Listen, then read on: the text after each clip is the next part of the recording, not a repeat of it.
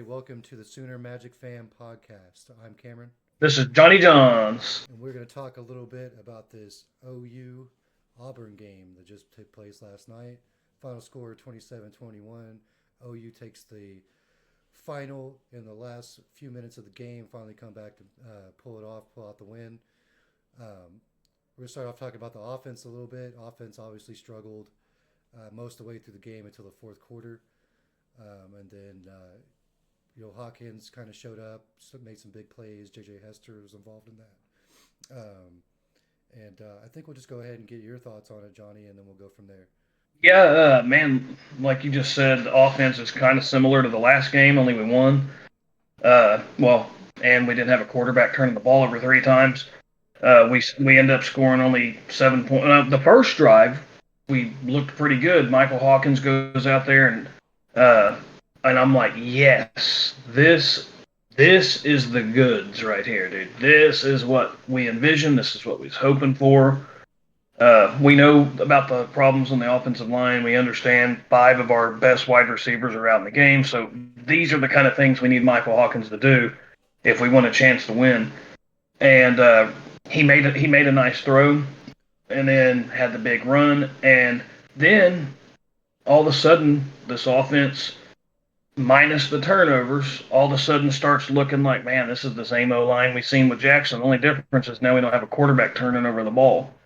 And second quarter, no points at all. Third quarter, only three. Uh, and then that fourth quarter, just like last week, in the fourth quarter, Michael Hawkins, and it was almost like they opened up that playbook. That was the biggest difference I noticed. Was it seemed like, okay, well, now we're down by 11 points. Now we have to take the training wheels off of Michael Hawkins, and we got to let it rip. And instead of running it up the middle on first and 10, like they kept doing, it was like every play. First and 10, let's run up the middle. That's a waste of a down. We need all three downs. We need to take three shots at this defense to try to move the chains. And when you're running it right up the middle, we need to quit running in between the guards. Nothing's working there, especially on first and 10. And I think what we started to see is they opened it up. And Michael Hawkins, man, he looked good. I think he completed about 66% of his passes. He had the big deep ball to J.J. Hester. Javante Barnes, he had 60 yards. Michael Hawkins had 69 yards rushing. And that play, the deep ball, that was as good of a throw. Like, this kid can throw the ball really well. If they get him an offensive line, I can't wait to see how. I think he has a chance to be really good. And I know it's only one game. I don't want to overreact. And I know he struggled, through most of it. But that kid has the heart.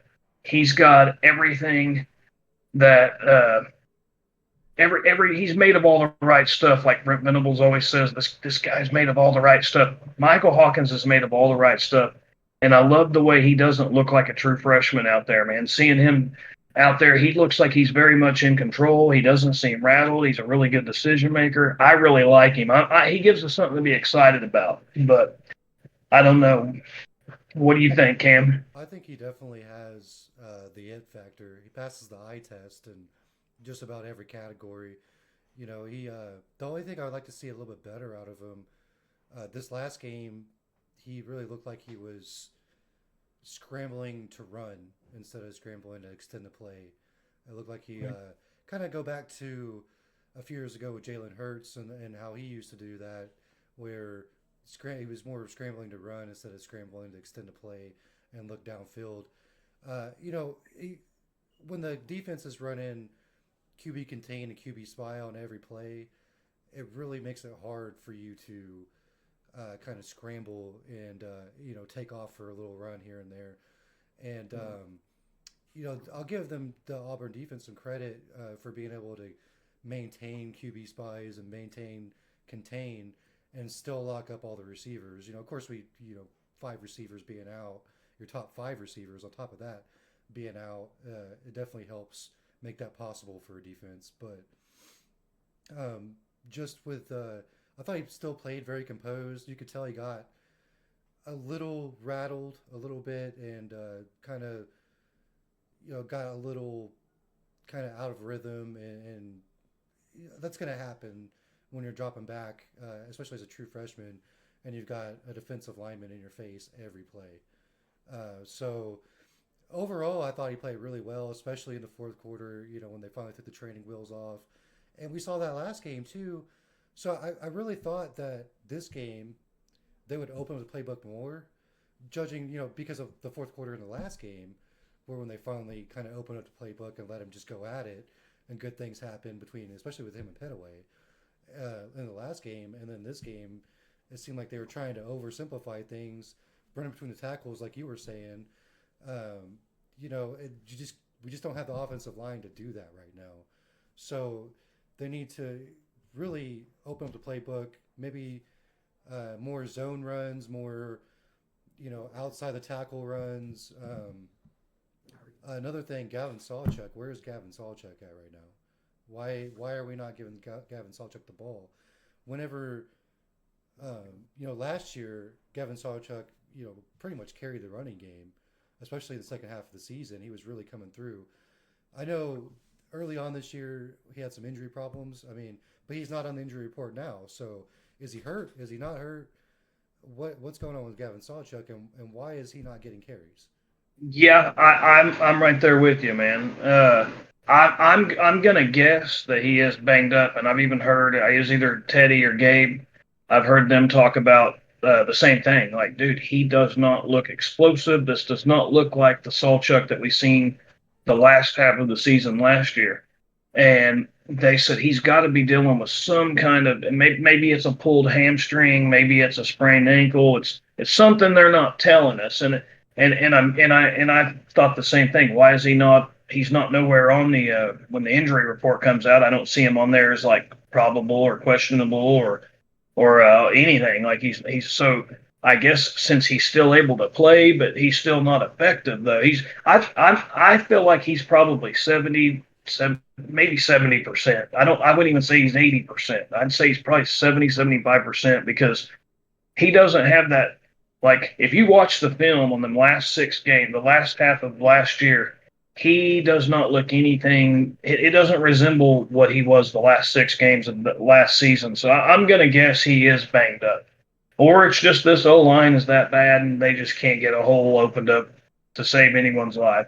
I mean, that's my only explanation I could come up for it. Well, I mean, he had a couple carries, and you had that one big carry in the fourth quarter that got called back off a penalty. But the couple of times that did give him the ball, it looked like he was, running pretty well. And then they just kind of stopped putting him in the game. So maybe he re-injured something after that first or second carry, or I'm not sure what's going on, but we need to get him back involved. If he's healthy, we need to get him back involved. I don't know what we're doing with him. And then where was Jaquez Petaway? Why I only saw him on the field a couple plays throughout the whole game. They threw him a couple of passes. I think he ended the game with one catch for 2 yards. What are we doing with Jaquez Petaway? I mean, he was the hero of the last game. He didn't even hardly touch the field this game. So what's going on with that? I know. I was thinking the same thing when I went back and looked at this. I'm like, are you kidding me, dude? He only had one catch. Like, and I thought I seen him out there. I mean, I know he was out there a few plays. I don't know if they just went into this game with the uh maybe they went into this game thinking, hey, dude, they don't have all five of their wide receivers are hurt. The only guy other than those five guys that have showed any signs of being a decent receiver has been Jaquez Petaway. So if we shut that guy down, they have no passing game. And only thing I can think is they went into it with the mindset of we're going to shut him down. I'd have to go back and rewatch it. I mean, I have a hard. I'm baffled how he only catches one pass for 2 yards. So yeah, that is crazy to me. After he was the hero in that last game, and I mean the only good news is it opened stuff up for Brennan Thompson and JJ Hester, which Hester really surprised me. He didn't have a very good game. I want to say it was either the first game of the year or the second game where he dropped passes, and I heard a lot of people really dunking on Hester, like, oh, I want to never see him on the field again. Can we move on from the Hester project? And people was just like lost all hope for him. And man, dude, he caught a nice deep ball, straight beat in that corner that he beat. Man, had been playing pretty well all game, and Michael Hawkins drops a dime, and it's like, dude, how come the offensive line cannot block like that more often? Like that offensive line, that was perfect. Like that was amazing. Perfect pocket, perfect throw, perfect catch. The only thing that would have been, made it even more put the cherry on top is if he would have slipped through that ankle tackle and walked in the end zone. But it was all good. We got it the next play. I think it was Barnes ran it in on that next play, walked into the end zone. That was another wild thing. All of a sudden, this offensive line can block. We can actually run a ball. I think we run a little better to the. I think that one was to the left side, but we haven't done good running between the guards. And definitely, I don't know what's up with the Petaway thing, but overall, something else I want to add. I know you're going to be probably moving on to defense here in a little while, but something else I want to add that before I forget and we don't talk about it is our kicker was out. Zach Smith shows up, who was our kicker last year. He had some missed kicks and nails us two. He kicks two field goals and he makes two field goals. He was clutch, and I mean we won the game by 6 points. So we needed his points just as much as we needed, the Nick Six or the Michael Hawkins big plays that he had. So what did you think about that, man? Was you happy for him? Oh yeah, it was really good to see him come in and kick some good field goals, and really it kind of helped us come back in the game, uh, helped us lock down the game, especially at the end of the game. When he kicked that last field goal, put us up by a little bit more. Um, and to go back on JJ Hester, I mean, he showed up big in a couple plays that he did catch some balls. I mean, he ended 3 for 86 for an average of 28, almost 29 yards a catch. So, he showed up well. Bauer Sharp is another one. He did have one really good pass get called back on a penalty, and so he would have had more, but he ended the game with 4 for 43. So that was really good to see him kind of get more involved. JV Hester, or JJ Hester, as most people want to call him, looking better, not dropping passes. Michael Hawkins did take two shots downfield. The first one he did have an overthrow, but that second one, in the fourth quarter to Hester, that's what set up the game-winning touchdown that put us in the lead to kind of keep us in the game. It was a closer game than I would have liked it to have been, but with five receivers out, your offensive line obviously isn't squared away just yet. Um, Right. and with them not using Gavin Sawchuk, it's a recipe for disaster. And then the play call in general was just bad. There wasn't the first. I think it was like the second and third quarter were probably the hardest quarters to watch for the offense. And I remember, years ago, or I would only really watch the offense play. Like I would be a lot of times where the defense would come on the field and I would like walk away for a minute because I didn't want to see how bad the defense was going to play. And now I kind of feel like that with the offense, and that's saying something coming from OU because we've always have had good offenses. It's been a long time since we've really had an offensive struggle, but with the bad play call and then the penalties, every time we had a good play, a penalty brought it back. There's the Sawchuk play that got taken back, the Bauer Sharp third down play, that rub route that got called back. Now, I'm not going to sit here and say that they're bad calls or anything, but we gotta stop shooting ourselves in the foot. Yeah, I definitely agree, dude. We actually, me and my dad, Uncle Joe, and Derek, we were all watching the game, and it got to the point to where when OU would make a big play, or anytime we picked up a first down or scored a touchdown, we would say, "Hang on, wait, wait, Yeah, wait, wait 20 seconds to make sure that we did not have a holding penalty or wide receiver illegally pass interference on offense." How often do you even see a pass interference, a PI on offense? But leave it up to us with this year's offense. Uh, we're out there, and I mean, I'm with you. I am not going to say that, oh, they're horrible calls. They were trying to screw us.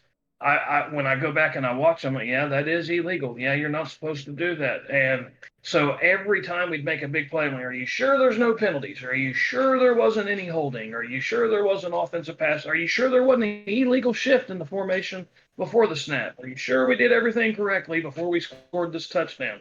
Because it seemed like we were either not doing any good, and then when we did have a big play, like the big one to Sharp, gets called back. And then there was a touchdown that got called back. Should have been 7 points. Instead, we have to settle for 3 points. That would have been that could have potentially been like a deal breaker for us if we don't get that Nick six, Kip six.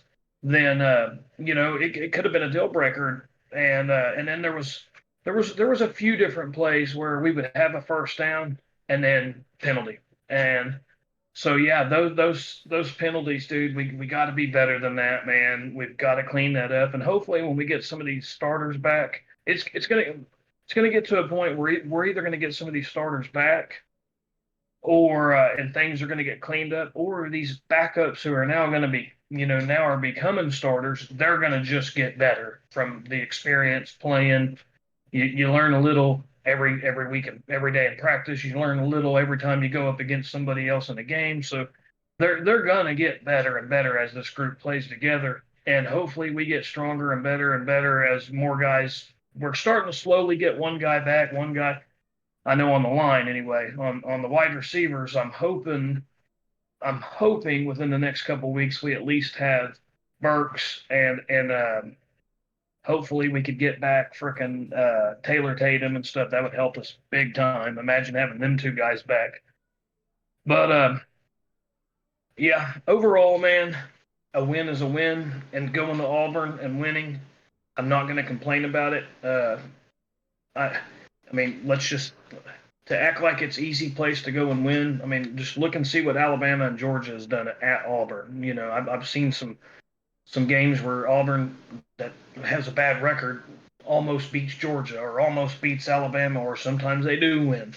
So I'm happy that we went down there and got the win, and our back was against the wall. Everything was stacked against us, and all of a sudden, when you least expected it, Sooner Magic at its best. So that was awesome, man. Yeah, well, I mean, the fourth quarter Sooner Magic always seems to has been really coming through this year so far. We can't rely on that though. We got to get better, especially on the offensive side of the ball. Speaking of the defensive side of the ball, we didn't play great either. Now Auburn does have a really good offense. Um, they're really creative on their play calls. They got some really good receivers. Um, they're the biggest thing that's been hurting Auburn all year has been the turnovers, and the turnovers is what cost them the game this time again. You heard all game how they're talking about Auburn could easily be 4-0 coming into this game. Well, the turnovers, and we weren't able to force any until the fourth quarter, and that was finally on that Kip Lewis pick six.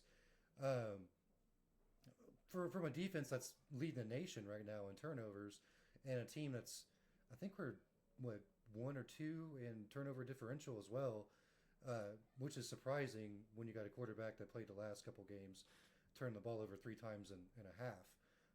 So it was really weird for us not to have any to play as bad as we did, especially on defense, but to not have any turnovers.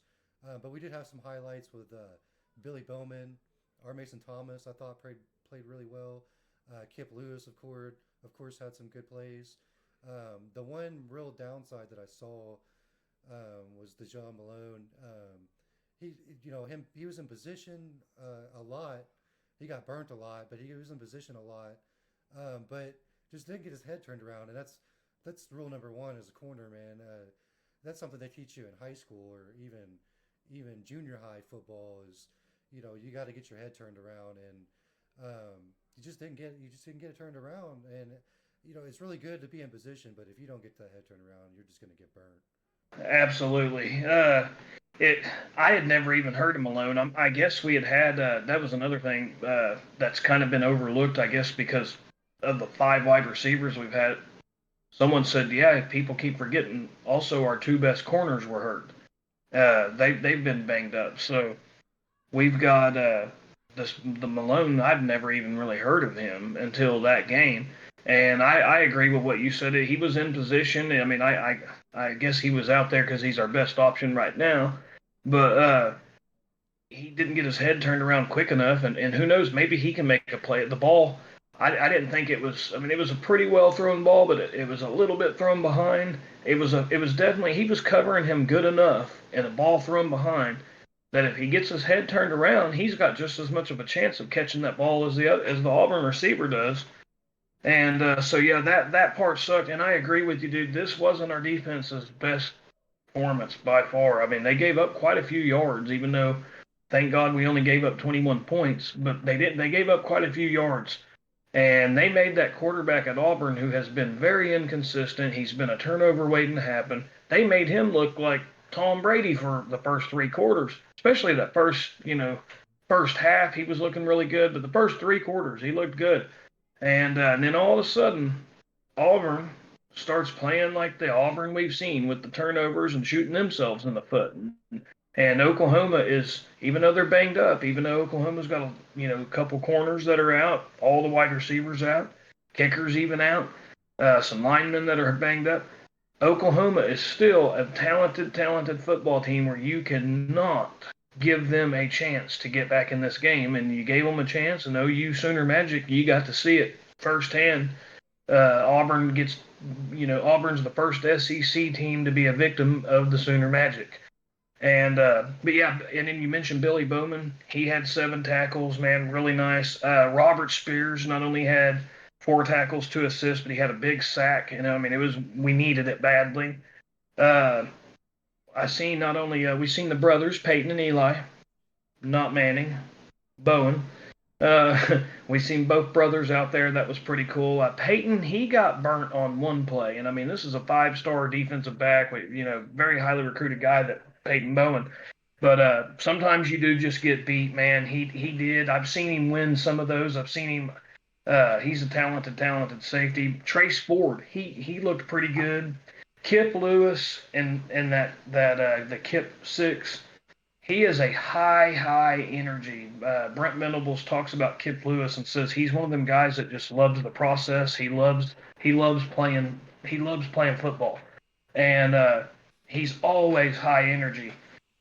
But yeah, I would say those are definitely the highlights. Robert Spears Jennings, Kip Lewis, R. Mason Thomas. There he again, R. Mason Thomas in the fourth quarter. All of a sudden, he's unblockable, just like the last game.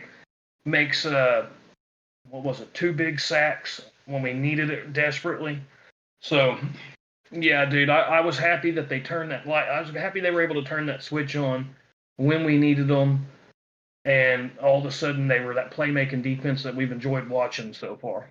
But yeah, they came back and finally pulled off some Sooner magic. Kip Lewis with that pick six was really kind of the defining moment that we were coming back in that game. All right, so we got another. Our next big game is against Texas in 2 weeks. Hopefully, we get some receivers back by then and get our offense worked out. We're going to need our line to definitely play well in that game, or better than they have been. Um, Speaking of which, Texas did not look very dominant against Mississippi State this last weekend. So um, hopefully that's a sign that OU is going to have a real good chance to come away with that. But then again, it is OU Texas. It doesn't really matter how good or bad one team is. They're going to come out. They're going to play, and the game's always 50-50. But I think that'll about wrap it up for us this week. Um, Thanks for joining us. Make sure and share it, like, subscribe, leave a comment if you feel like it, and make sure and check us out on the next one. Boomer Sooner, guys.